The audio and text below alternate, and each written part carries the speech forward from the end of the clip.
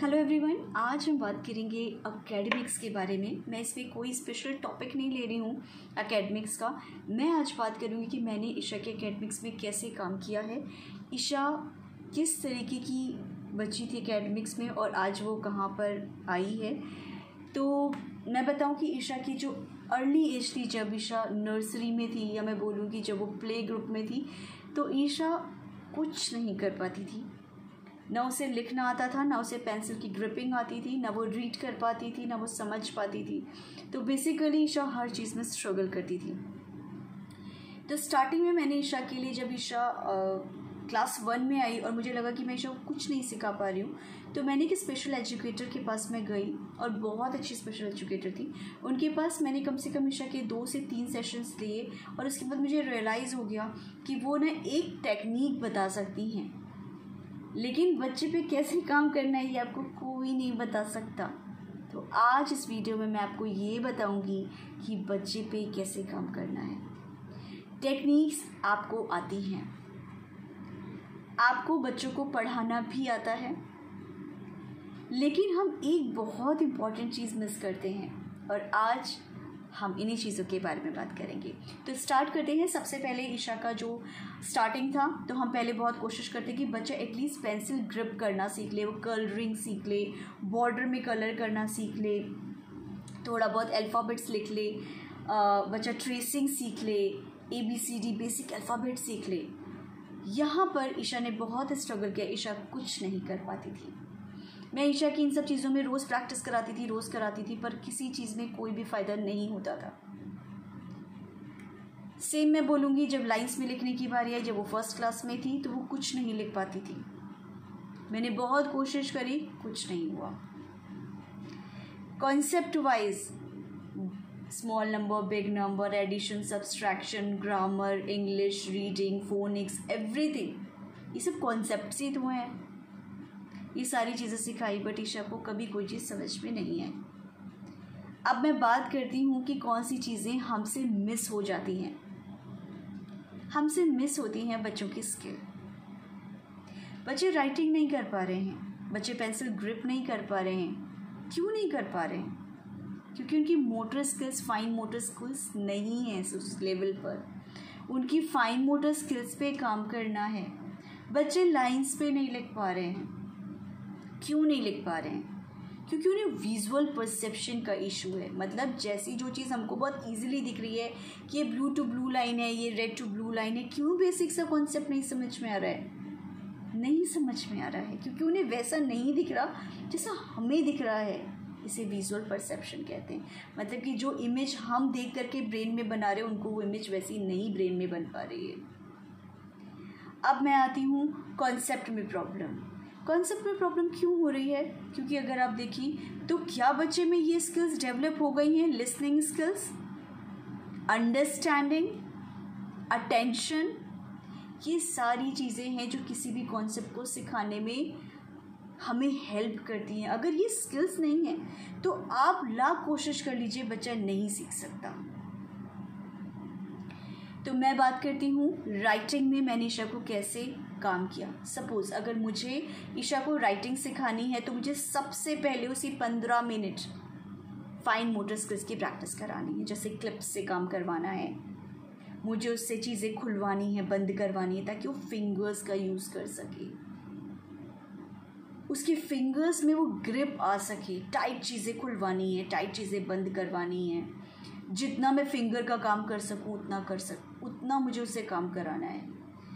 तो जब भी मुझे राइटिंग करानी है, मुझे उससे, जो मुझे पेंसिल ग्रिपिंग वाला है या कलरिंग वाला है, तो मुझे पहले उससे फाइन मोटर स्किल पे काम करना है। आप ऑब्जर्व करोगे कि जब आप बच्चे की स्किल पे काम करने के बाद एकेडमिक्स में काम कर रहे हो, तो आपको रियली डिफरेंस दिखेगा, जो मुझे दिखा है।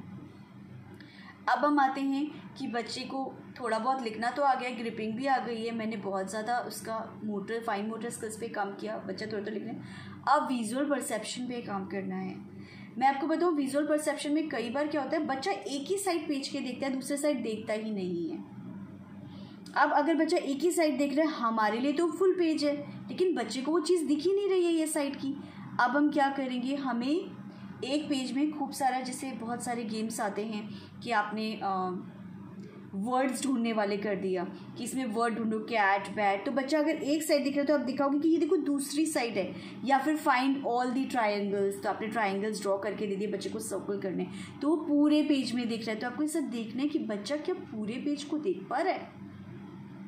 तो विजुअल परसेप्शन पे बहुत इंपॉर्टेंट है काम करना अगर आप बच्चे की राइटिंग पर, रीडिंग पर, एकेडमिक्स में काम कर रहे हैं। अब हम आते हैं बच्चे की कंसंट्रेशन पे कैसे काम करेंगे।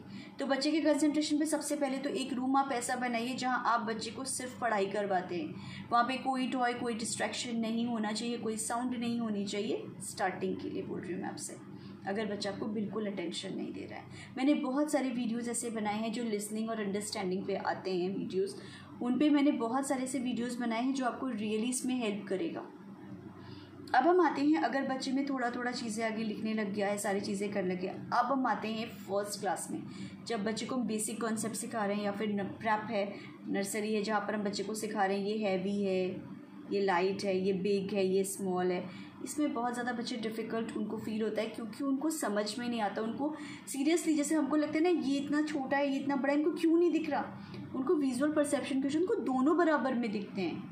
तो आपको अगर कोई भी चीज़ सिखानी है तो आपको डिफरेंस, आपको मार्जिन बहुत बड़ा लेना है। धीरे धीरे आप देखोगे बच्चे की प्रैक्टिस से, चीज़ें कराने से, उनकी एक्सरसाइज कराने से वो सारी चीज़ें बहुत स्मूथ हो गई हैं। अब हम आते हैं, बच्चे थोड़े बड़े हो गए हैं मैम, बच्चा फोनिक्स कर लेता है, थोड़े थोड़े रीडिंग भी पढ़ कर लेता है, लेकिन आगे कोई कॉन्सेप्ट कैसे सिखाएं, तो मैं आपको बताती हूँ। आपको अपनी तरफ से एक बहुत बड़ी प्रिपरेशन करनी है। जैसे टीचर्स होते हैं ना, आपको एक प्लान बनाना है, आपको सोचना है। लाइक अगर मुझे ईशा को सिखानी कोई चीज़ की है, मुझे अभी इसको क्लॉक सिखानी है, मैं क्या करूँगी।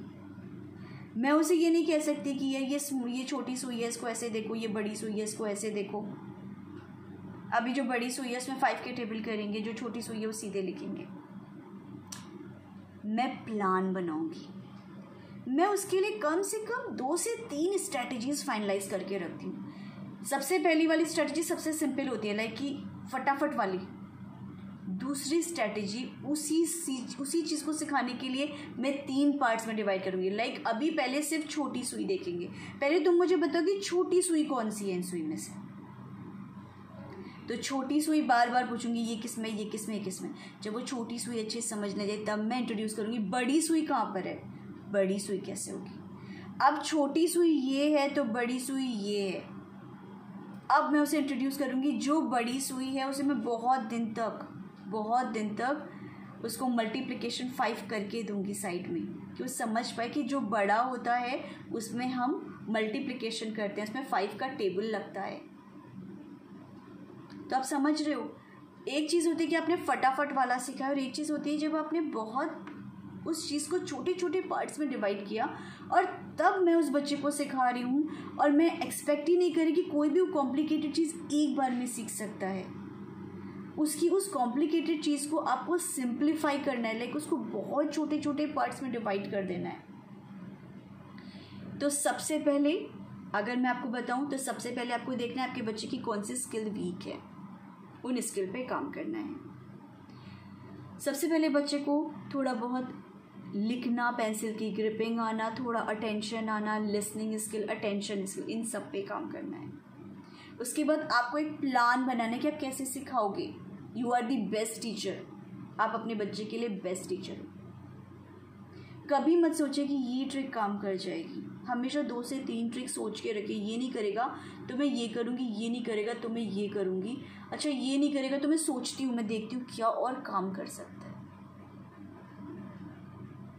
तो मेरा ईशा के लिए ऐसा ही रहता है कि मैं कोई न्यू कॉन्सेप्ट सिखाती हूँ तो उसे 2-3 दिन तक ये सोचती हूँ मैं सिखाऊंगी कैसे। और भागना नहीं है, स्कूल भागे, आपको अपने बच्चे का बेस क्लियर रखना है। तो आप अपने बच्चे की स्पीड से चलिए, प्लीज़ मैं आपसे रिक्वेस्ट करूँगी कि आप अपने बच्चे की स्पीड से चलिए।